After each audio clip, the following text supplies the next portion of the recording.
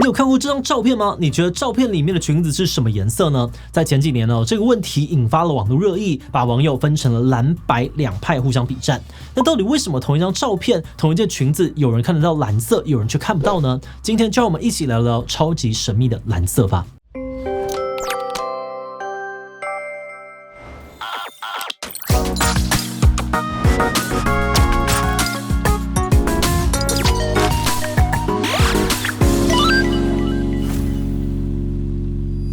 嗨喽，大家好，我是志奇。这条蓝黑白金裙的照片呢，在2015年被 PO 上社群网站之后，就马上的爆红，并引发了超热烈的讨论。争议点在于，这件裙子到底是白金色还是蓝黑色？有趣的是呢，这条裙子其实是货真价实的蓝色裙子，但是根据社群平台的投票却显示，有大约70%网友认为它是白金色的裙子，只有30%左右的网友选了蓝黑色。而围绕蓝色的这个谜团还不止这一桩，其实在古时候多数文明的字典里面几乎都没有蓝色这个词，大自然的生物身上呢也很少有真正的蓝色。可是现在蓝色明明就超级普遍，也是超级受欢迎的颜色啊，这到底是怎么一回事？为何蓝色会被忽略？背后到底有什么样的玄机呢？不过在开始今天讨论之前，先让我们进行到工商服务时间。习惯自备便当或外食的你，是不是还在寻找一个好洗好带又耐热的便当盒呢？那就不要错过最新推出的折折盒2系列。这次延续了1代的磁吸折盒结构，能够1秒成盒或摊平，好洗好收又万用，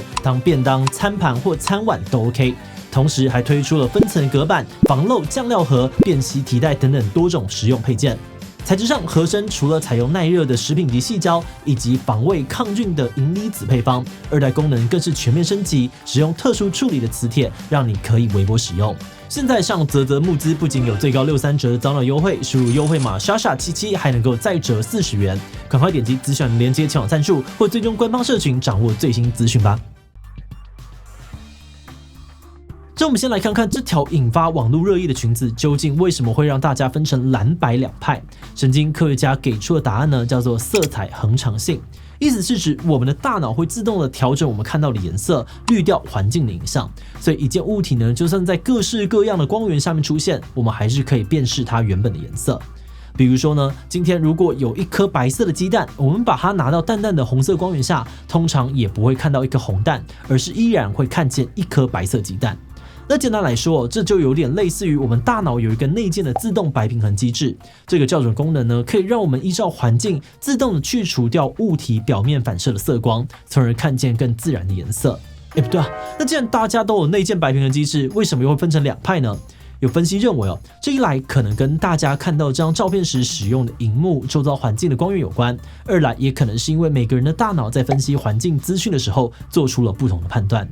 有学者指出，这张照片呢正好处于一个微妙的临界点上，有点像是普通的照片，也有一点点背光的感觉，所以每个人的大脑呢可能都会得出不同的判断结果。假设你的大脑认为这张裙子是处在照明正常的环境里面，那就会直接把它当做一件蓝黑裙子。不过如果大脑认为这条裙子是处在背光的环境或是阴影当中，那大脑就会自动的开始帮它补光，补成一件白金色的裙子。不过如果是在古代可能不会出现类似的纷争，因为古代的字典里面根本没有蓝色这种颜色。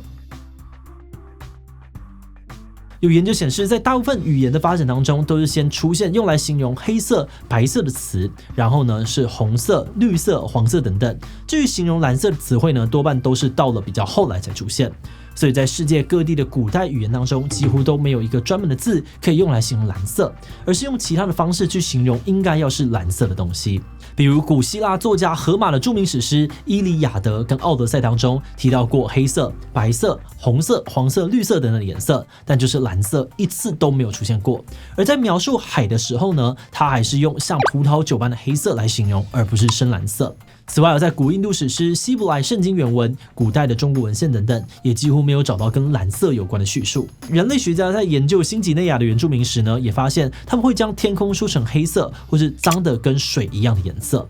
不过在这样子的发展当中呢，又有一个比较模糊的部分是，以前的绿色很常被用来形容蓝色，或者说呢，以前的蓝色很常被当作是绿色的一种。比如以前中文的青色虽然常常被用来形容蓝色，但多半是泛指范围更大的绿色系颜色。那除了中文之外呢，像是日语啊、泰语、韩语等等的语言体系当中也有过类似的状况。不过我们的生活当中明明到处都是蓝色，为什么古人的语言里面会没有单纯用来形容蓝色的词汇呢？有学者认为这是因为古代人的生活当中根本用不到蓝色，毕竟除了天空跟大海之外，古人真正能与之互动的蓝色东西其实少之又少。像是呢，在古代的绘画首饰、锅碗瓢盆等等的物品当中，就都很少见到蓝色。那这是因为以前蓝色的颜料是非常难取得的，除非你找到特殊的矿石，不然人们很难从大自然的生物身上采集到这种颜色。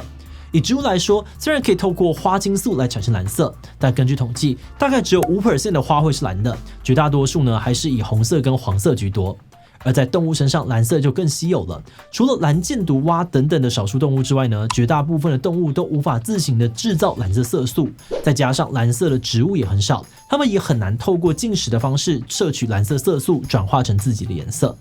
那既然蓝色很难取得，也用不太到，生活当中就几乎不太会需要提到蓝色，所以似乎呢就没有必要去特别发明一个词来形容它。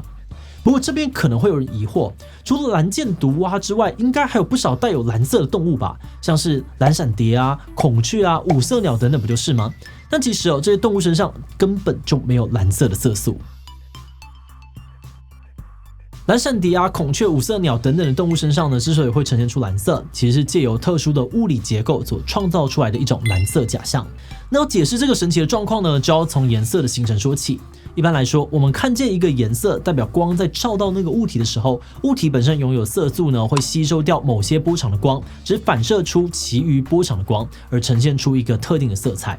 比如说呢，红色的球就是因为它本身的红色素吸收了黄、绿、蓝色的光，然后只反射了红色的光，所以我们才看到它呢会是红色的。不过有些东西明明没有那些色素，却还是能够呈现出一些颜色。比如像是 CD 光碟或是肥皂泡泡，上面就会呈现彩虹般的颜色。那这其实呢，跟孔雀等等没有蓝色素的动物身上出现的那个蓝色是同样的道理。简单来说，这是因为动物本身的结构组成，可以让光线在照到它的身上时发生折射、绕射等等的光学现象，来呈现出它身上并不存在的颜色。比如说像是蓝闪蝶，就是因为翅膀上面的鳞片呢有一种奈米等级的特殊结构，所以在光线的照耀之下就会呈现出蓝色的光泽。那除了动物们各出奇招来呈现蓝色，历史上面人类也发展出了各式各样制造蓝色的方式。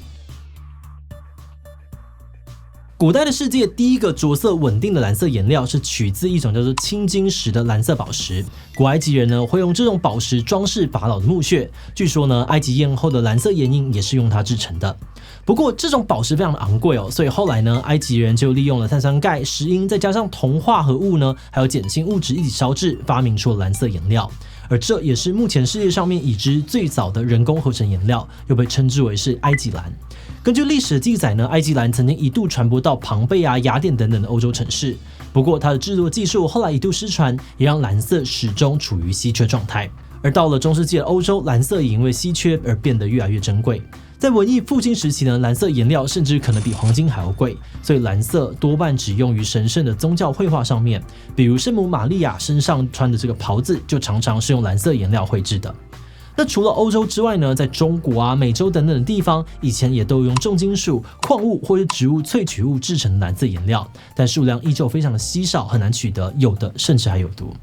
是一直到了19世纪在法国政府的推动之下，几名法国化学家先后呢发明出了更便宜、稳定的人造蓝色颜料。再加上后来的工业革命，让颜料可以用更有效率的方式生产，蓝色才逐渐的进入一般老百姓的生活当中。不过，人类发明蓝色旅途可还没有走完在2009年呢，一群美国科学家又意外的发明了一种新的蓝色颜料，甚至被誉为是史上最完美的蓝色。这款被誉为最完美的蓝色颜料呢，正式的名称叫做以英锰蓝，是由美国奥勒冈州立大学的教授马斯和他的学生意外创造出来的。当时他们本来是在做电子特性的研究，想要寻找可以用于电子产品的新材料，没有想到呢，却在意外呢，在这个炉火当中烧出了一堆蓝色的粉末。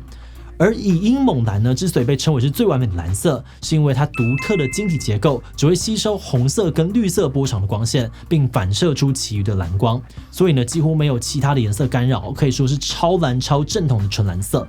根据报道呢，其实这种颜色是可以用其他的方式调配出来的，只是大部分的蓝色颜料容易褪色，有很多呢还会危害环境，而以银锰蓝呢则因为性质稳定不易褪色，而且防水、耐酸又无毒，甚至呢在吸收紫外线跟反射红外线的表现上面也很亮眼，所以它除了很蓝之外呢，更有着超越颜色的可能性，在建材啊、军事等等领域都有很高的应用价值。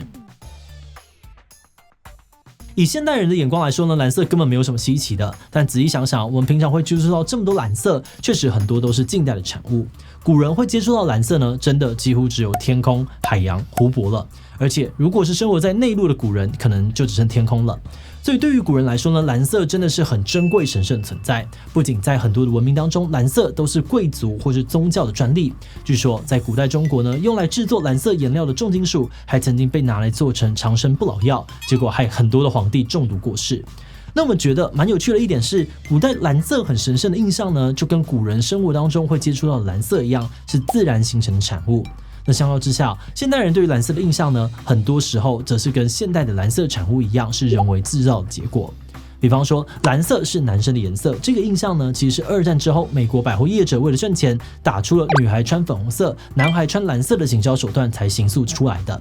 那像这样子跟蓝色有关的冷知识还有超级多，不过今天因为时间关系我们没有办法全部都说到。有兴趣的人可以去参考我们在资讯栏列出来的参考资料，或者在留言区跟大家讨论哦。好的，那最后呢，我们就想来问大家，你对于蓝色有什么印象呢？跟天空大海一样让人感觉很开阔、心旷神怡，又有点神秘。比蓝色是男生的颜色吧，毕竟是既定认知，厕所标志也都是这样子。所以令人沮丧的颜色吧，想到蓝色星期一呢，我就很想叹气。提起它，请留言分享吧。最后，如果你喜欢今天的影片，欢迎分享出去，让更多人知道蓝色的冷知识。此外呢，也可以点击这个地方看公部门的美感养成以及蓝色恐惧为何是神作。那么今天的这一期小准备告一段落，我们就明晚再见喽。